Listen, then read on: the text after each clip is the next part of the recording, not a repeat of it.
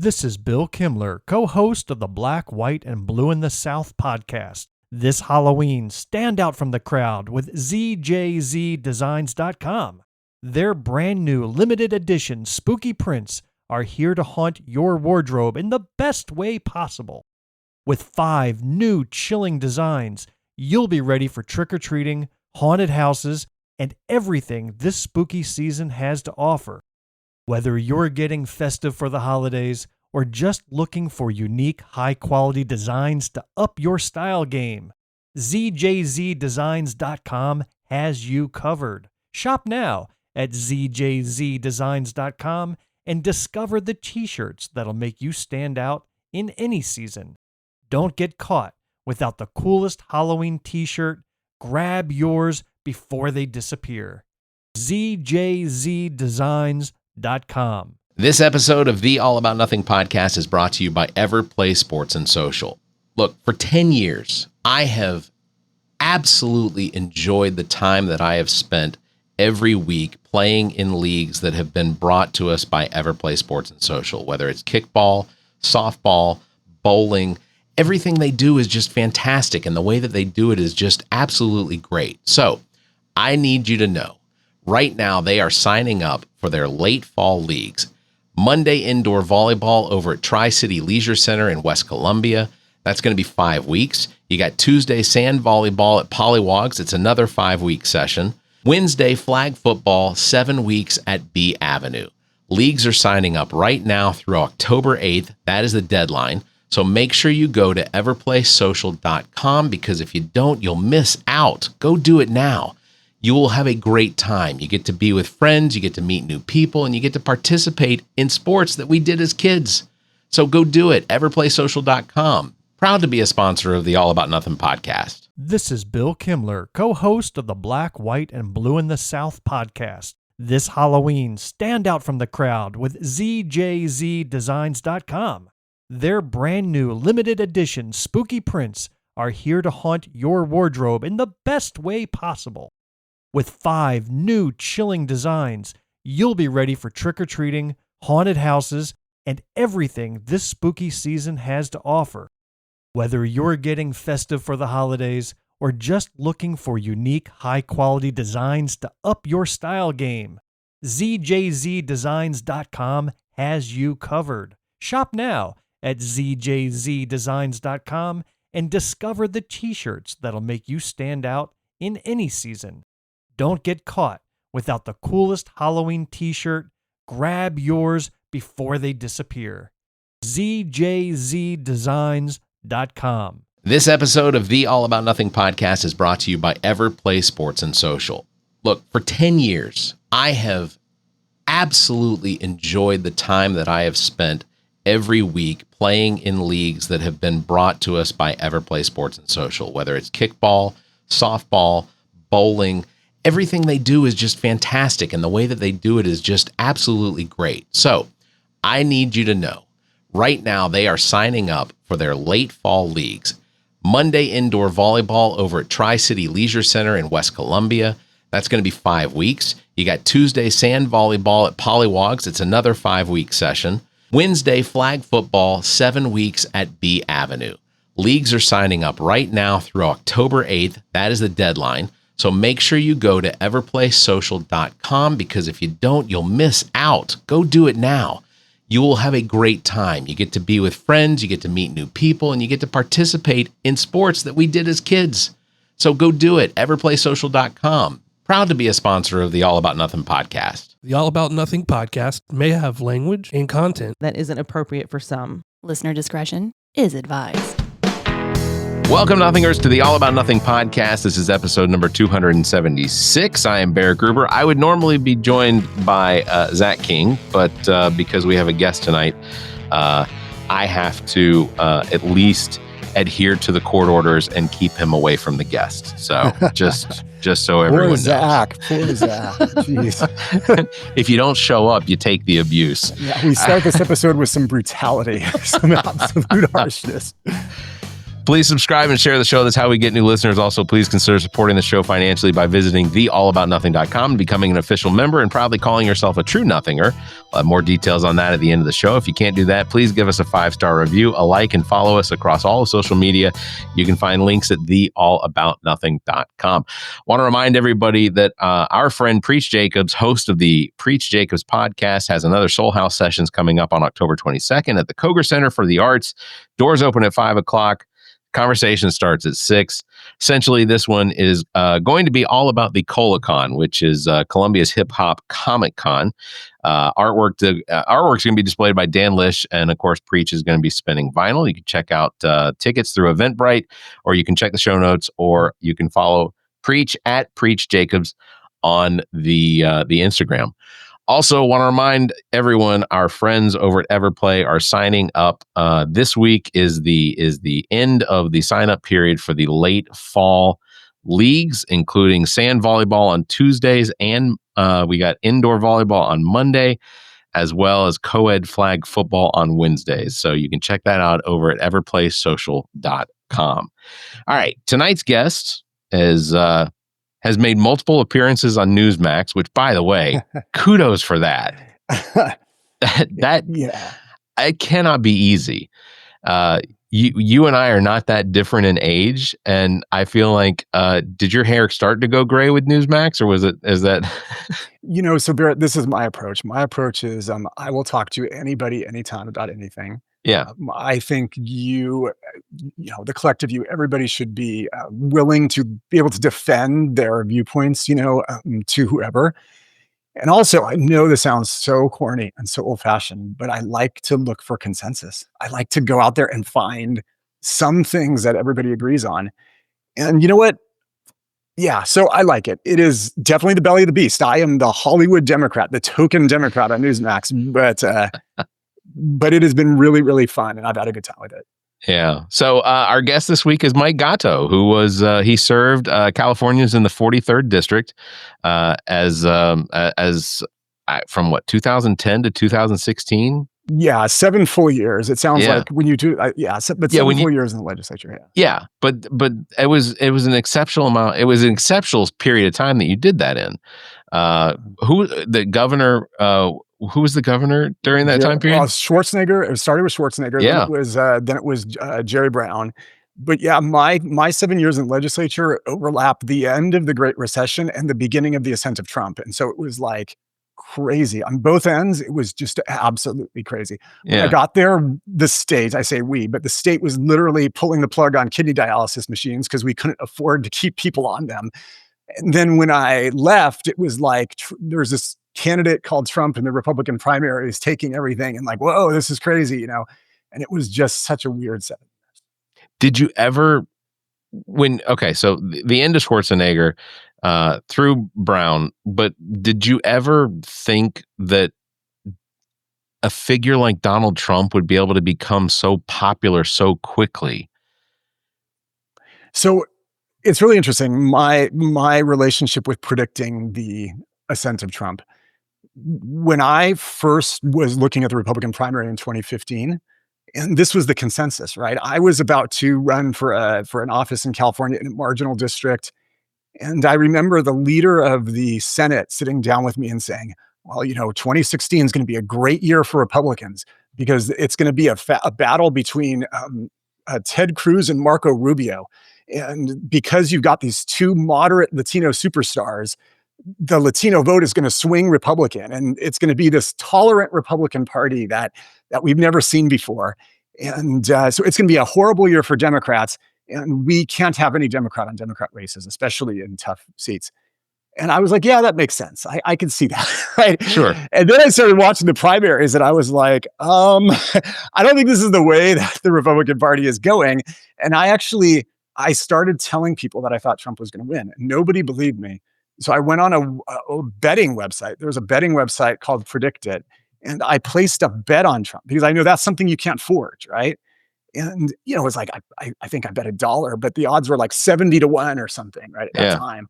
And I have that ticket, because I wanted to be able to tell people, yeah, I saw this, unfortunately. So is there, I guess, well, okay. So first, tell me about yourself. For those who don't know you, let's talk about your how politics became something that you, I guess, became interested in, where you got started. Let's talk about some of that. How did this all happen?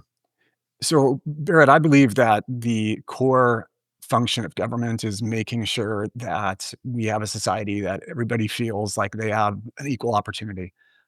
What I mean by that is that the majesty of the law and the people who write the laws and the way that they're enforced and the whole government mechanism for interpreting them and passing new laws has got to be focused on the, sort of the American promise, which is making sure that everybody feels like they have a fair shake and that they actually do have a fair shake.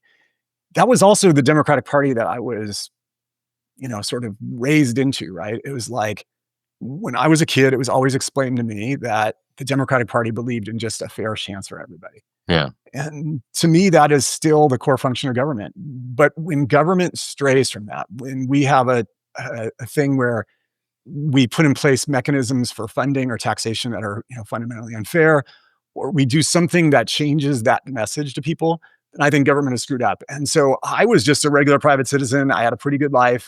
My commute was, from the Hollywood Hills to downtown where I was working at a nice plush downtown law firm. It didn't involve a jet. But I found myself getting angrier and angrier at the situation. And I'm like, you shake your fist at the morning news on your phone. And finally, one of my friends said to me, well, if you think you could do better, give up your cush life and try. And I was like, well, he kind of called me out there. And so I did. I decided to run for office in a district that, was centered in Hollywood. It had Los Angeles, Glendale, and Burbank, people familiar with it. And, by some miracle, I won. I was not considered the favorite by any stretch. I won by some miracle. I think a lot of luck played into it, but I went on to serve 4 terms in the California legislature, and I was very grateful to have my hand on the wheel. I don't know. I saw some of your campaign ads. I heard some of your radio ads. I heard some of the opponents that you ran against. I got to be honest, you would have been my pick just purely based on what I heard and what I saw. And then, but of course I live in South Carolina where it is the complete polar opposite. There wasn't, it didn't like California politics doesn't seem to be just a straight line attacking your opponents. It seems like there's actual conversation, there's actual discussion about the things that what legislature is responsible for, state legislature especially. South Carolina, it is who you're tied to. It's where you're the district that I am in. Our Representative RJ May is a guy who should be known nationally as this huge issue with the fact that he as a Republican and as a candidate, he attacked the idea of I want to say I'm trying to figure out the best way to say it. Essentially, his was all about child protection.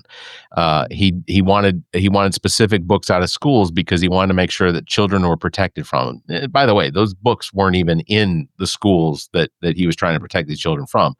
And then turns out the FBI and Homeland Security Investigations was doing a complete buyout on him, because they found out that he was distributing and receiving child sexual abuse materials, CSAMs. Whoa. And holy smoke. This week, he pled guilty to those charges. Holy smoke. Wow. Yeah, he should be a national figure. Yeah. Jeez. So, but he was my representative.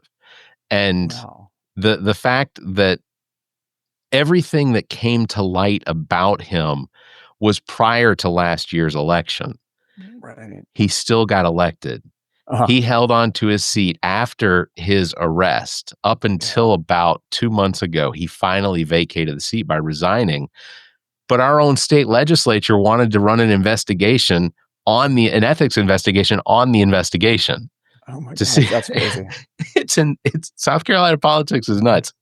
But by the way, that type of thing drives me crazy, because what that indicates to me is that you have a very large base of uneducated voters who are going to the polls, and this, is probably page 6 on the ballot pamphlet, They're just looking at his name and saying Republican or a guy with a last name that I like or whatever, and they're voting for that. Yeah. And I hate that. Like, seriously, like if I could wave one magic wand in politics, it would be to do away with that type of thing. Cause you don't really, we had a guy in California who he was a colleague of mine in the legislature. He had dedicated much of his life to gun control, you know.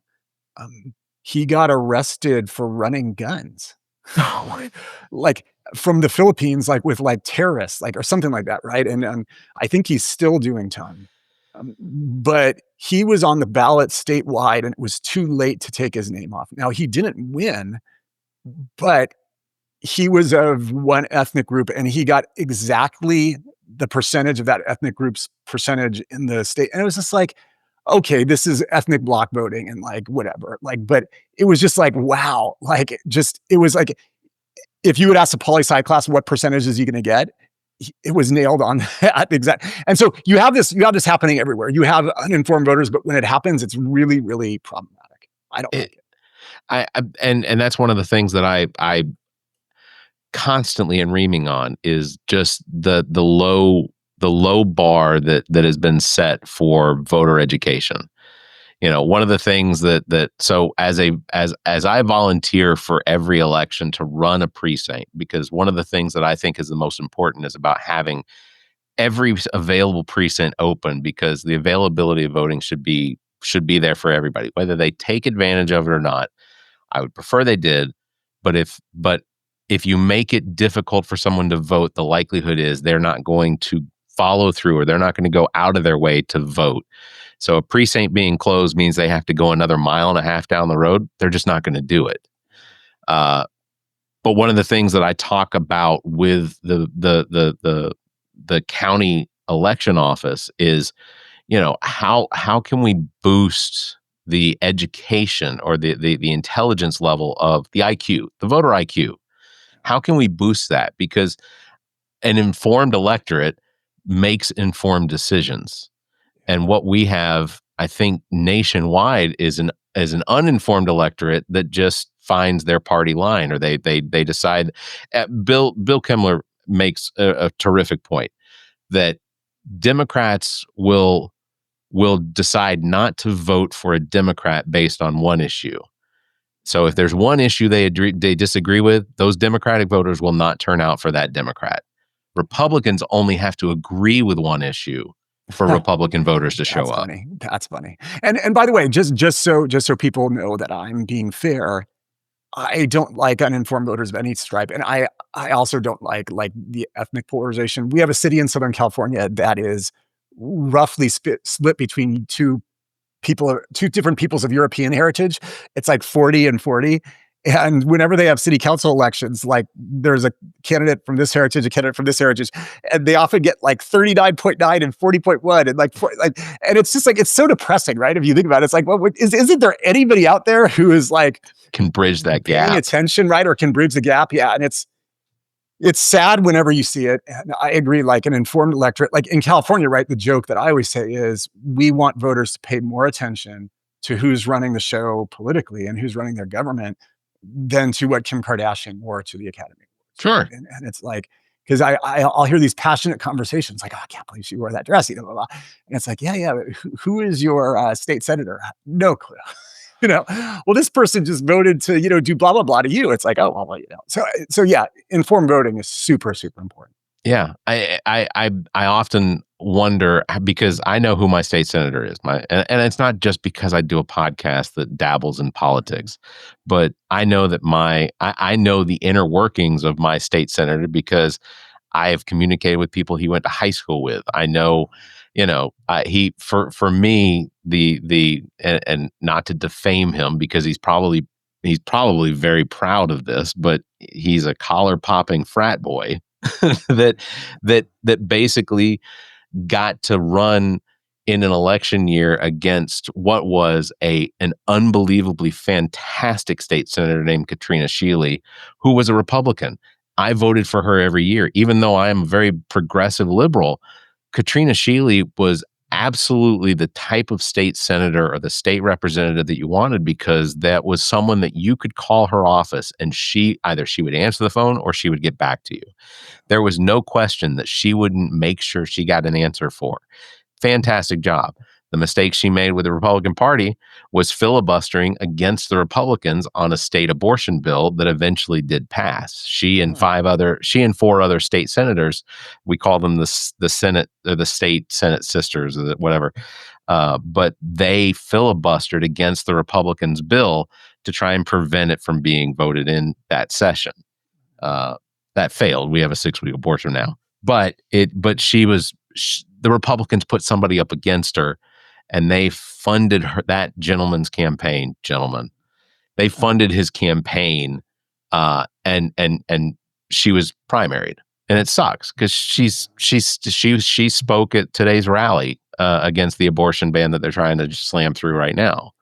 And by the way, the politicians who get into office that way, where somebody comes to them and was like, "Hey, you fit this district to a T.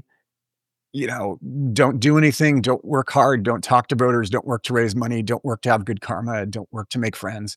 We're going to fund you," because those never make good politicians. They were born on third base. They think they hit a triple. They think they won because of them. And in reality, like you said, in this circumstance, it's just, there was a powerful group that didn't like X. They found this guy, they funded him. I can't stand that. And look, with me, it's pure jealousy too. It's because I've had to scrap for every little election I've had, right? And it's like, but it does give you a certain appreciation when you actually talk to all the voters and you get to know them, and like you have to work at it, as opposed to like, oh, don't worry, we're going to fund you. We're just going to raise you up and fund you. And because we have a beef with somebody else. Never liked that type of politics. That raises the question: how difficult is it to raise money in California? You talked about Hollywood, Burbank, Los Angeles. How difficult is it still to raise money, and how much money do you have to run, or do you have to set the bar in order to potentially get elected for a job that pays? How much does an assemblyman make? When I started, it was $95,000 a year, which, remember, it's a full-time job, and so. There's people out there who say that's a great salary, and it is. I mean, very, very fortunate for it. It's taxpayer dollars. It's an 18-hour day job, though. I mean, it's a very, very tough job. You have to have 2 residences, fly back and forth, et cetera. But I'll walk the viewers through what it takes to get elected in California, because people will often say things like, when I was running, I had relatives in Rhode Island. They'd be like, "Why are you raising all this money? Can't you just..." And I was like, okay, well, let me walk you through it. So California has the biggest legislative districts in the world after India. A state Senate district in California is bigger than a United States federal congressional district, just to give people that sense. What is the population on average? Population of a state Senate district in California is 1 million. And population of it, yeah. So like, and my relatives in the East Coast were like, well, yeah, like in Rhode Island, our districts have like 500 people. Like, why can't you just knock on every door? And it's like, well, because you can't, right? Yeah. And but anyway, and then also in California, right? In Southern California, at least, we have 10 million people in one county, and you can't pay for television, because if you pay for television, well, first of all, one ad would bankrupt your whole campaign. Right. Secondly, you'd be paying to broadcast it from like Orange County, San Diego, all the way up to, like, you'd be paying for all these people who can't vote for you and confusing them, and their representatives would be pissed. So believe it or not, the still way that you campaign in Southern California is snail mail. You do digital, you do Facebook ads and YouTube ads and digital ads and things, but still it's mail. It's the only way you can be like guaranteed that someone's going to read it in the time it takes to walk from the mailbox to the trash can, right? Yeah. 11 seconds. So you pay for mail. So you just imagine you're in a district with 500,000 people, 300,000 of them are voters, and you need 150,000 votes. How much is a piece of postage to go to? And by the way, studies have shown that if you want to talk about an issue like choice and you want it to sink in, you have to mail it 3 times, 3 repetitions. So just imagine you want to do a mail piece to 150,000 people 3 times, talk about the environment. Okay. That's 450,000 pieces of mail. What's the cost of a postage stamp these days? 60 cents, 70 cents, whatever. Yeah. Right. So that alone, that one mail piece on the environment, is going to cost you, just the postage alone, several hundreds of thousands of dollars. Then you add in the printing and the graphic design, everything like that. I raised $1.4 million for my first race. And this was in 2009, 2010. So just it's expensive. And by the way, I got 2 checks from special interests in that campaign. Yeah. Everything else was raised from human beings. And Small when I say one-time. karma, yeah, like it was like I was calling everybody, like people I went to grammar school with, and I was like, remember when I gave you a quarter on the schoolyard? Sure, like, can you give me $20? And I, and I put it together, and I felt really, really fortunate because it was, it was a lot of calling. So I'll give you the difference here in South Carolina. It isn't a full-time job. Session usually runs from January until maybe the end of April. Wow. Maybe at the latest. They will call a special session sometimes. So like the Senate subcommittee on health and they were in a special committee. If that session then progresses with the bill onto the floor, then the governor can call a special session to bring the Senate in to make a vote. The likelihood is that it would pass. Then the governor, who I want to say is 119 years old this year, maybe, I don't know. McMaster's is old. This is his last his last run at it, and he'll sign whatever gets put in front of him. Whether it's a receipt or it's a bill. But so for a state house rep, I want to say it's like $10,000, $11,000. But we have state house reps. Heather Bauer, who's a friend of the podcast, she's going to have to raise probably $200,000 to $250,000 for what essentially is 2 years at maybe 20 grand. Takes her away from her daytime job, takes her away from her family. It's a thankless job because almost as soon as she gets elected, she has to start campaigning again and start raising money for a district that has roughly about 30,000, 32,000 people in it. Wow. And it's alarming and that's essentially, so I made the decision I was not going to run for our district, even though the odds were by far in my favor. My campaign slogan has just had to be, I'm not a fucking pedophile. That's all. That's a great slogan. That is a great slogan. Yeah. Please. But essentially the amount of effort that goes into something like that, and knowing that the district that I'm in is, even if I won this election, the likelihood is it's going to completely flip-flop, because when people turn out for the election next November, because I'll run, do a session, and then immediately up again, this district votes Republican. We have straight party line ticket, or you can pull for one party, and that's it. Oh, really? Well, you still have that ticket. Oh, yeah. Wow, I did not know that. It sounds archaic, doesn't it? It does, and that falls in the category of just, geez. I mean, that is just, God. That I hate that. I just hate that. It infuriates me, because if people recognized, again, it comes down to voter IQ. If the voters recognized the issues that they were voting against, they're voting against their own interests in situations like that. If you were to take a poll of my district, the likelihood is you would find it's becoming a more and more diverse district. I live on a street in a very deep section of this district that is, I have Black neighbors, I have Chinese neighbors, I have Pakistani neighbors. Like, it isn't primarily white Republicans that live in my district, but or at least in this area. But 9 times out of 10, people just don't show up to vote. They don't know what day vote. And that's one of the craziest things, is that how can people not know when the day to vote comes? That is insane to me. So it's interesting, something you said about people voting against our interest. There's a book by Dick Morris, who of course was Bill Clinton's advisor, and then he went on to prominence, I think, advising Bush and advising Republicans. He's a high-priced national consultant, who's getting up there in years. He wrote a book where he said everybody votes in their interests in some way, and his point was that Democrats, our brains tend to think about economic interests plus sort of like job opportunity interests. And he said Republican brains tend to think with respect to religio-moral interests. And so everybody is voting in their interests in a weird way. And I don't know. Look, I don't know what to make of that. But I tell you that I used to know a guy who was a firefighter in California, and Gray Davis, who was a governor that got recalled, and that's what brought in Schwarzenegger.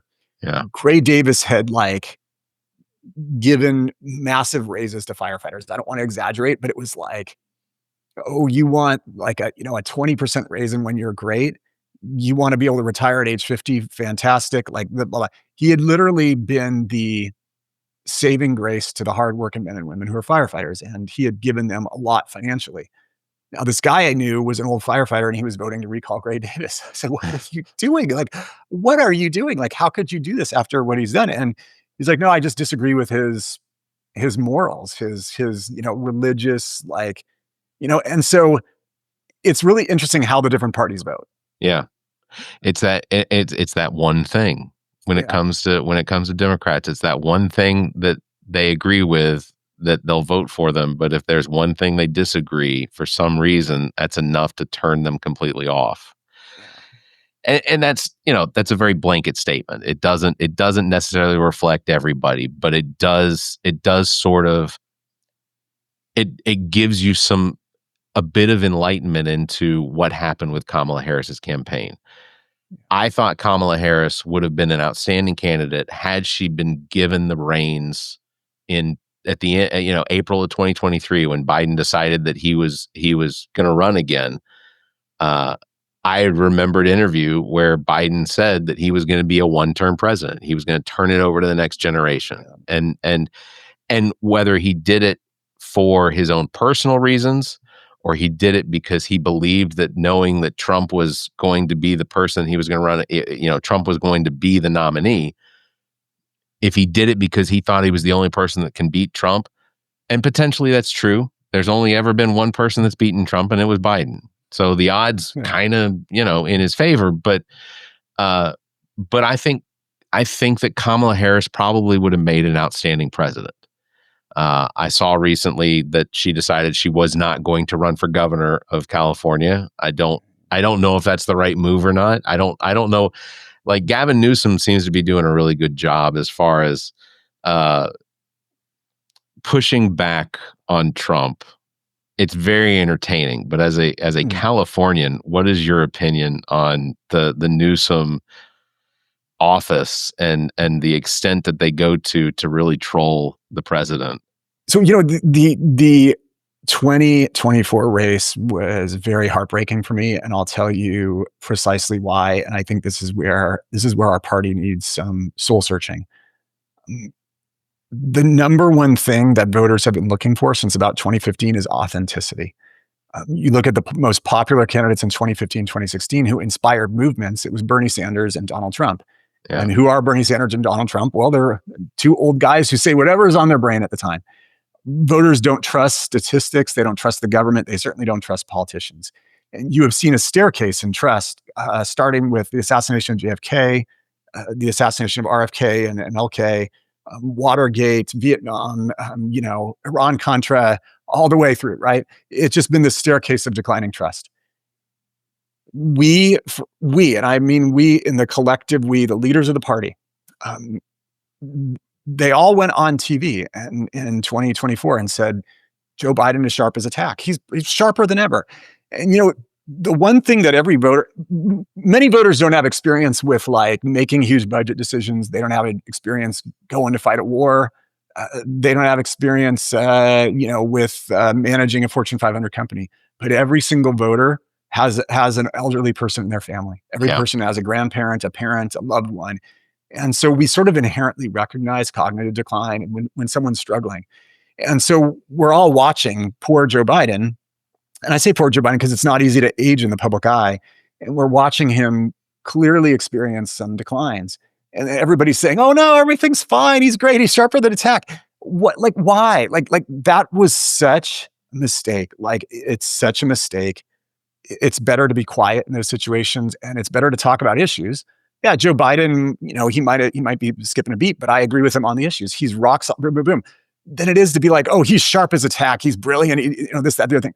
That type of lack of authenticity is going to it got people into trouble, right? And like you said, it made it so that Kamala Harris had a huge uphill climb because she was part of that, right? So you also talked about Gavin Newsom. I mean, he was lieutenant governor during my tenure. I know him well. He's on my speed dial. I'm on his. Hung out with him behind the scenes. He's got a different personality than his public personality, I think. And I like his personality a lot. And I will also say of him, he's got a tremendous weather vane. Usually he knows the way the wind's going to blow before it starts blowing. But I mean, I have mixed feelings about the stooping to Donald Trump's level. Like, I'm going to out meme him or out like whatever him. I don't know that the direction I want of the United States, like, I don't know that I want history books to go back and look at 2025 and say, this was the year where we gave up on debates and we just memed at each other on Twitter. That would be kind of weird, right? Like, to go back and look at that and like, because, it's like the Donald Trump era, we could either decide as a country, as a society, that this is going to be how life is, or we can return to some degree of gentility and normalcy, right? I like to think, like, what I want is boring. Like, I want a debate between Barack Obama and John McCain where it's like boring. Like, that's what I want. Where in the end, you can tell that while these two don't genuinely agree with each other on but you could tell there was absolutely a level of respect for each other. Yeah, and that they're civil humans who care about like humans, right? Yeah. This is just, And so I don't know, like, I have my concerns about that. It certainly gets headlines. Will that be enough to carry Mr. Newsom to the nomination in 2028? I don't think so. My gut instinct says no, but I've been wrong before. I have to admit, I do find it entertaining, but sometimes it's a little distracting because, and it's not, I don't think the intention is to distract me. It's designed to distract or to potentially lure people that would find Donald Trump's tweets to be acceptable. And I think that, I think that Newsom's office does a fantastic job of using that same tactic to try and draw those people away. The one that was released earlier was about the government shutdown and how now Gavin Newsom is single-handedly the leader of the free world because the California government the state of California is what, the fourth largest economy on the planet? Yeah. And I see his point. He's not wrong. The free world, California. Sure, I can go along with that. And so I do find it entertaining. I sometimes have concerns that it's going to be one step so far that sometimes when it comes to the opposition, they don't necessarily recognize when they're being mocked or shamed. And Donald Trump falls victim to his own geriatrics. Sure. Because I want to give him the benefit of Donald Trump. I've met Donald Trump. When I worked in radio, we did radio conventions in New York City, and Donald Trump, they were in the beginning process of getting the Celebrity Apprentice thing going, he did sit down with our radio station and we got to talk to him for a couple minutes. Right. He was, but this was 25 years ago. He was a gentleman. Like he was someone that you could say, I really appreciated having him on. He was very kind. He made sure everyone was comfortable and seated. He made sure people were that was, and that's fine. He's not that way now. It's kind of like, I think my father-in-law at one point was that. He's not that way now. For sure. But yeah, I don't know. I don't know what Newsom's plans are. If he does plan on running for president in 2028, it would be a breath of fresh air when it comes to I feel like Newsom does have the ability to quiet that simplistic way of attacking Donald Trump and his policies. I think that Newsom has the intelligence, as long as it's not Josh Myers, that is out there, but fantastic impression, very funny. But the character that Josh paints is one that's as president would be disturbing. So what I will say about this is I have a vastly different approach on it, but I think it is one that I wish that more people would heed.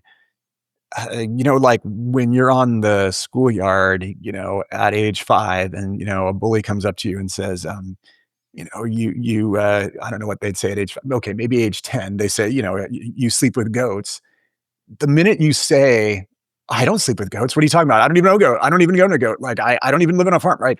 You've lost. Yeah. And I feel like the story of the last 9 years has been Donald Trump says something and Democrats react.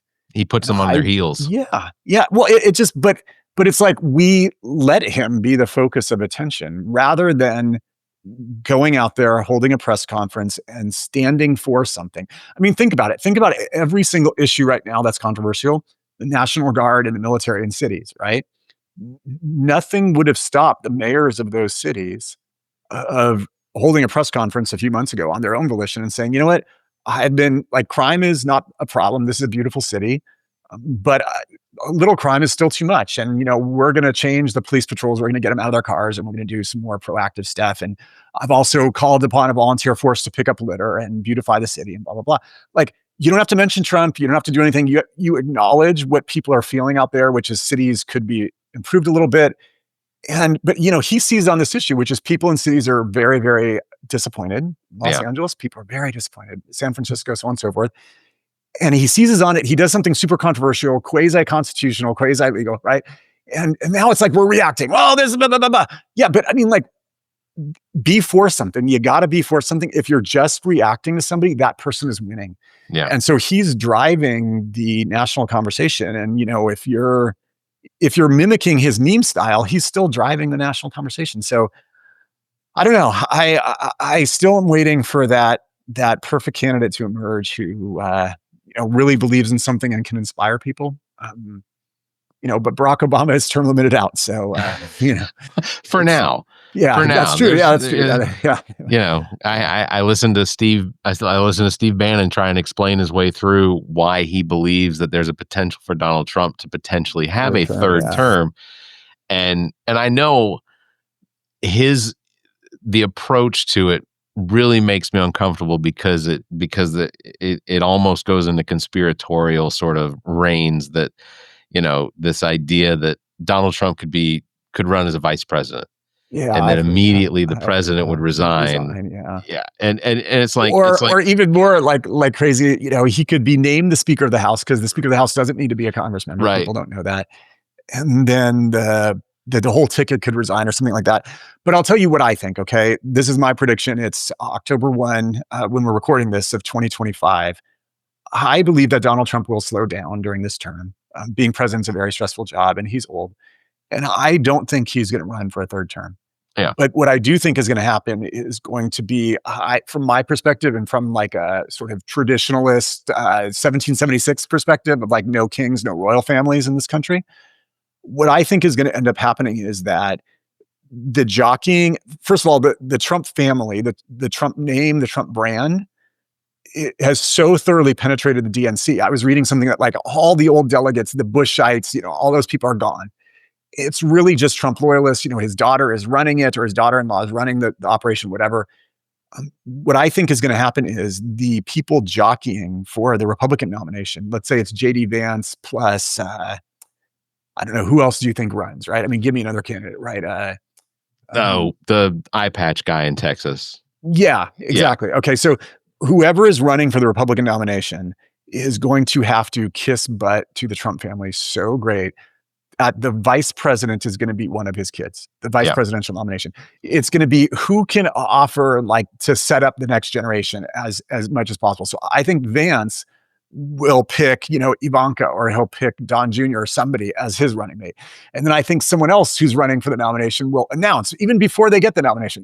They'll announce in the primaries, if I'm selected, I will choose so-and-so as my, and you'll have this weird situation where the entire field will have committed to have a Trump as the vice presidential nominee, to set them up for the future, right? Yeah. And to me, that just feels, and by the way, I said this when the Clintons were doing it too, right? And the Bushes. It feels too much like a royal family at that point. It feels like we're trying to enshrine these families with a monopoly on things. And I don't like that. And I think, but anyway, that's my prediction right now. Things could change. That feels all too surreal, to be honest. It's discomforting, the idea. My fear is, and I watching Donald Trump with Pete Hegseth on the stage in front of all of the military top brass and things like that yesterday. Donald Trump came across as what a 79-year-old geriatric. It was the most low energy speech I think that I've seen him give. And it wasn't even that long. I mean, it was an hour or 62 minutes, something like that. It wasn't the longest speech he's given, but even from the beginning of it, there was such a slow pace to it, and it's clear that he, like you said, he is getting older. I don't think he'll have any interest in like at some point he's got to go golf. Golf. I mean, look, you never will. I never wish ill will on anybody. I want to be very clear about that. Yeah. He's somebody's father, everything like that. But he is a little bit overweight. He could have a heart attack. He could be incapacitated. I mean, it's still a long way before his term ends. Yeah. So I don't know. I mean, I think it's fascinating to talk about these things, but I'll tell you, they say in politics, 6 months is a lifetime. I mean, 2028 is a long way away. It's many lifetimes. I tell people are like, who's a Democratic nominee? Is it going to be Pritzker? Is it going to be Newsom? And I sort of jokingly quote the guy in The Sopranos, jokingly quoting The Godfather. It's like, our true enemy has not like, and I don't mean that as an enemy, but I just mean like, there could be a lieutenant governor in Iowa who we haven't heard of. I mean, at this stage before Barack Obama ran, he was like a state senator, right? Like, and then he became a U.S. senator, and then like in 2 years, right? And so there could be candidates out there who will wow people and rise to national fame, much like AOC did, who decide to run for president in 2028 and blow past all the Gretchen Whitmer's, the also rans, right? And so it'll be fascinating. It'll be very, very fascinating. It's I tell people all the time, everything's a pendulum. Everything swings one way or the other. And I can tell you, I definitely believe that we have seen our last 72 plus year old candidate as a nominee here in the United States. I think that we are out of that Donald Trump will have been the last one. And it's easy to say that because JD Vance is what, 40? Like, he's a kid. I say that as a 46-year-old. JD Vance is a child. I know. No, he's young. He's young. But on the Democratic side, you've got guys like Newsom, Newsom's almost he's 60? Like 53. I think. Oh, is he only 53? 54, 55. I don't know. That makes me more comfortable.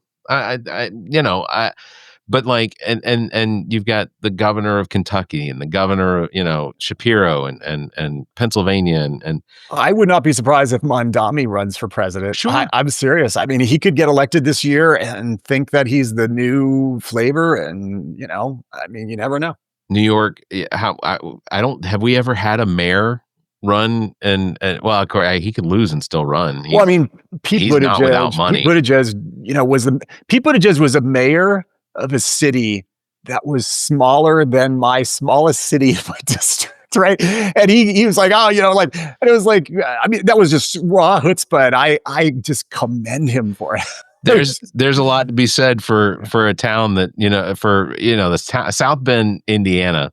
There's a lot to be said for a town that has an NBC contract to have, 12 weeks out of the year, NBC is focused on what's going on in your town, Seriously. But I love Pete. I love Buttigieg. I think that I find him to be such a fresh take on so many issues and how he handles the the retort that he gets, the constant feedback on who he is and whatever, and he's so good at speaking his opinion while also being able to show a lot of respect for the opinion that's coming at him.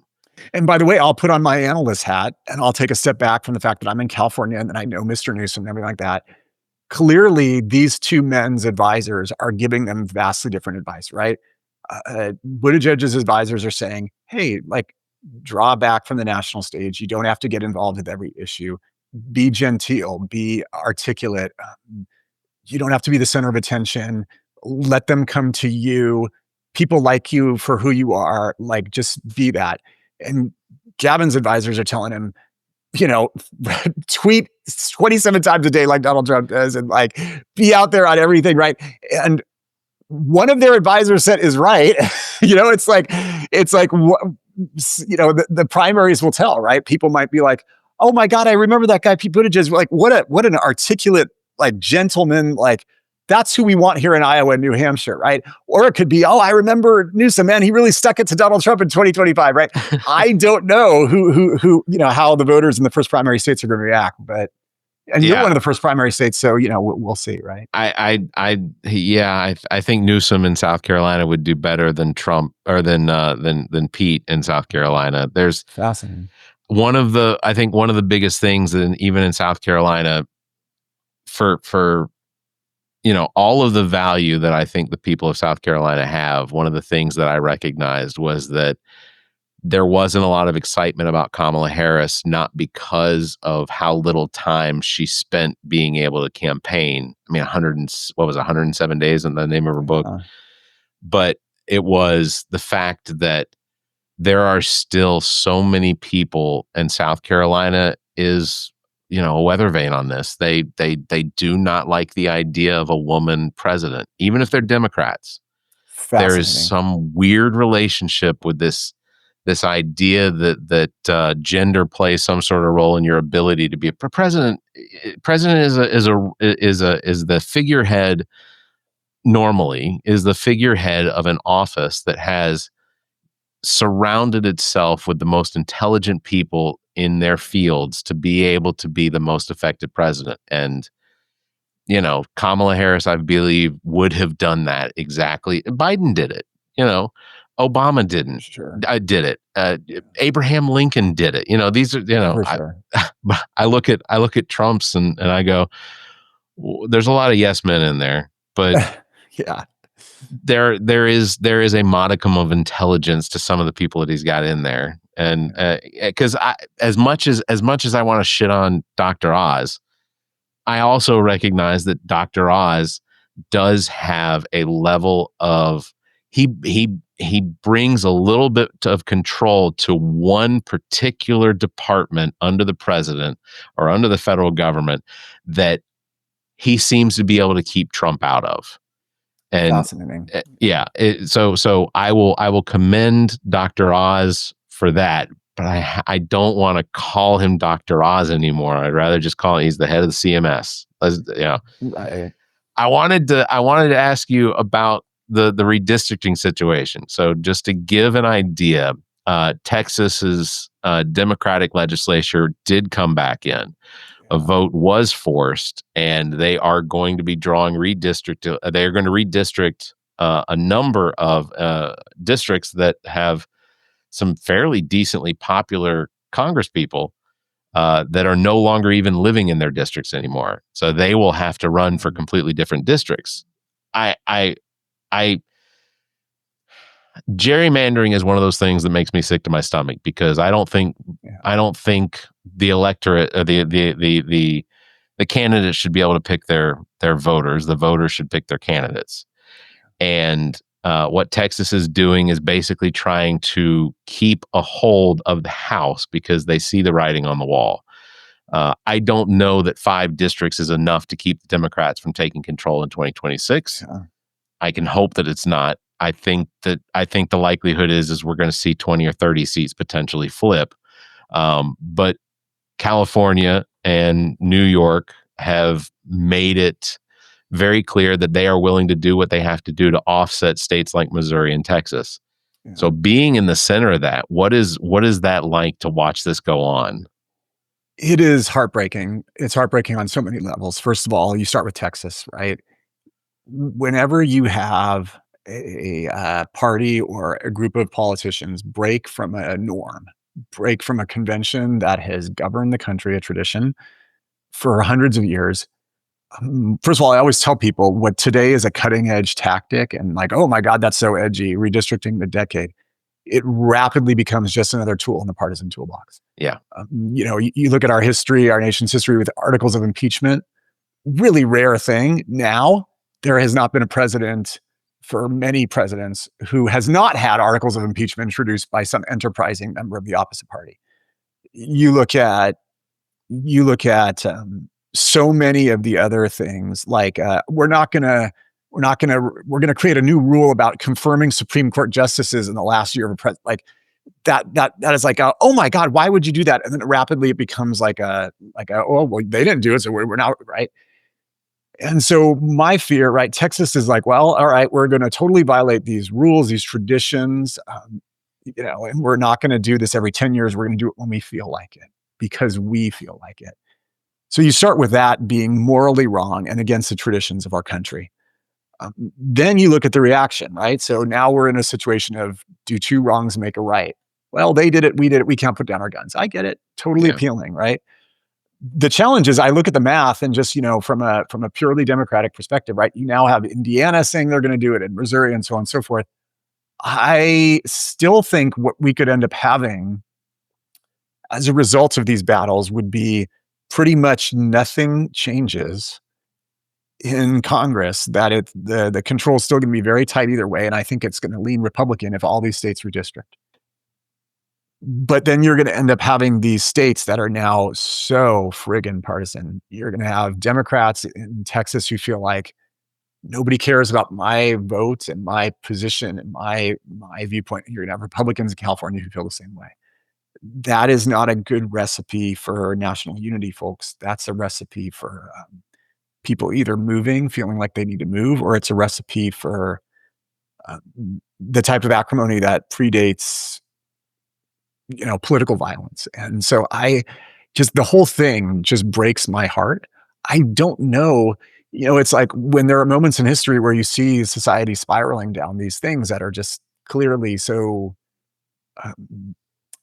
leading to something that's not good.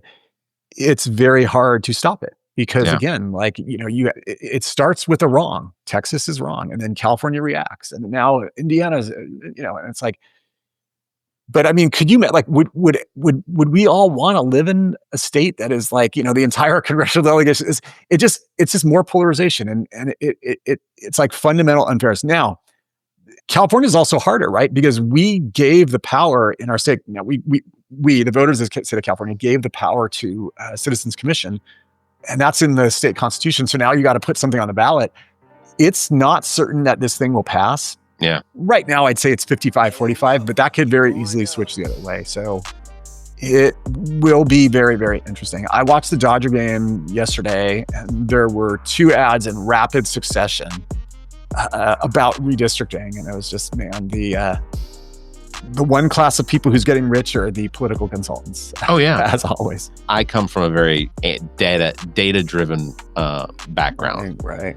There is a limit to the amount of gerrymandering you can do, because in order to really effectively gerrymander, you have to pull people from one party or specific party, pull them from one district and put them into another. Sure. The problem with that is you begin to thin that out so much that you can turn a district that is heavily Republican and a district that is partially Democrat, and you can pull them in, and you begin to thin that gerrymandering to the point where now you've got two districts that are swing purple seats. Yeah, absolutely. And ultimately, that's one of the things that I don't think the Texas legislature understands exactly how close to be. Beto O'Rourke had what I believe was a very successful campaign. The potential that a Beto O'Rourke could be because Trump's disenfranchised his own voters. And he has turned Republican. He has taken and turned Republicans that would likely vote for him again, but they may not be able to stomach somebody that lives down the street from them being like Trump. That's the things these people don't seem to be considering, and ultimately that's where we could be headed. So, listen, Mike, For sure. I genuinely appreciate you coming on the show. There's a lot more that I want to talk about, so we're going to schedule you again for another episode very soon. We may have to make you a regular since Zach doesn't get to be here with guests, but we're going to do that. But listen, you can check out Mike Gatto. He is frequently making a voice.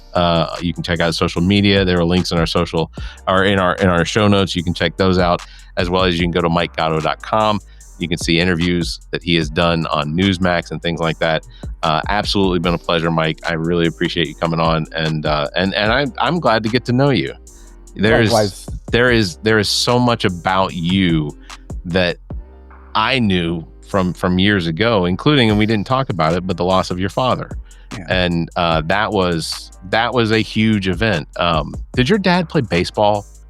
He did in high school. He played with many future Dodgers, but that's a conversation for another day. And I look forward to being back on the show. Yeah, we'll discuss that. All right. Well, Mike, thank you very much. And I know you have to run, so I'll let you do that. But I'll be in touch with you very soon. So I'm going to wrap up. Thank you. I'm going to wrap it up. That's going to do it for this episode, number 276. Thank you again, Mike, for being here. Links to all of our past episodes, podcast platforms, merchandise, and social media are available on our webpage, theallaboutnothing.com. And if you think our financial model of giving away free content and entertainment is silly, and you're in the giving mood, why not become an official Nothinger and support the show? You get early access to this episode as well as exclusive content. You can visit members.theallaboutnothing.com, or you can find a link on our webpage. You can also give us a one-time donation through the same link. If you'd like to be a part of the show, you can call, leave us a message, 803-672-0533, or you can email the show at theallaboutnothing.com, or you can join our Discord server. You can find links on our webpage.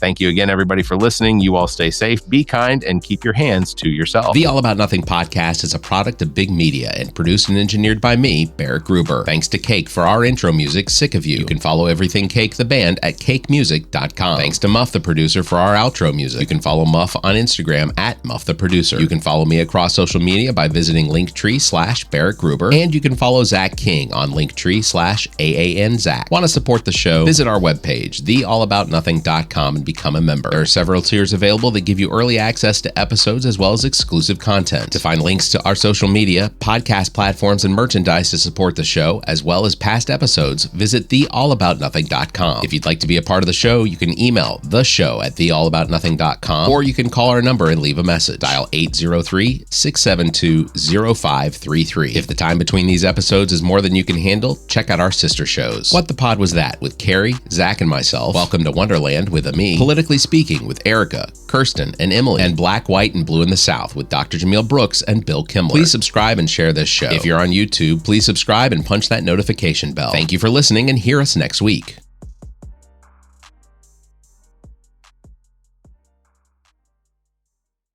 The preceding podcast is a product of Big Media, LLC, and is copyright 2025, all rights reserved. The preceding podcast is a product of Big Media, LLC, and is copyright 2025, all rights reserved.